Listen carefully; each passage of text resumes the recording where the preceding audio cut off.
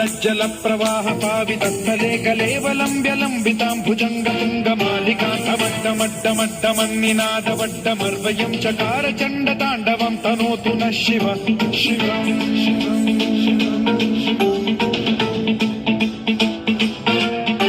जटाकटाह सम्भ्रम भ्रम निलिम्ब निर्झरी विलोल वीचि वल्लरी विराजमान मूर्धनि धगद्धगद्धगज्ज्वलल्ललाट पट्ट पावके किशोर चन्द्रशेखरे रतिः प्रतिक्षणम् मम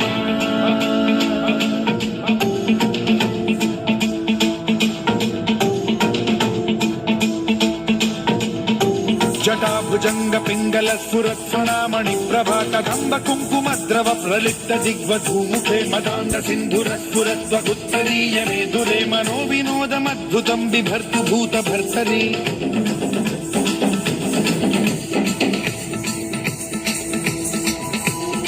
ॐ नमः शिवाय।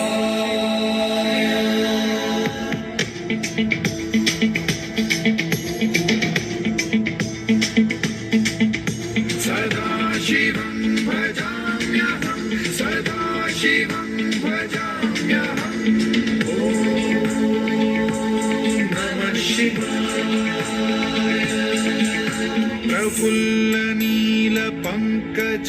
प्रपञ्चकालिमप्रभावलम्बिकण्ठकन्दली रुचिप्रबद्धकन्धरं स्मरच्छिदं पुरच्छिदं भवच्छिदं मखच्छिदं गजच्छिदान्धकच्छिदं तमन्तकच्छिदं भजे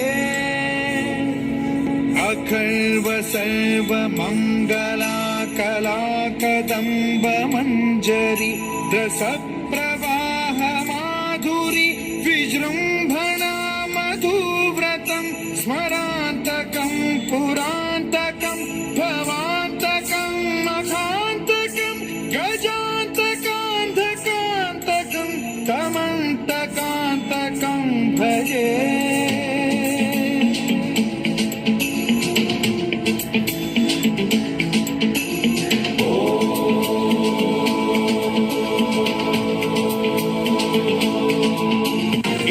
नित्यमेव मुक्तमुत्तमोत्तमं स्तवं पठन् स्मरन् ब्रुवन्नरो विशुद्धिमेति संकथं हरे गुरौ सुभक्तिमाशु याति नान्यथा गतिं विमोहनं हि देहिनां सुशङ्करस्य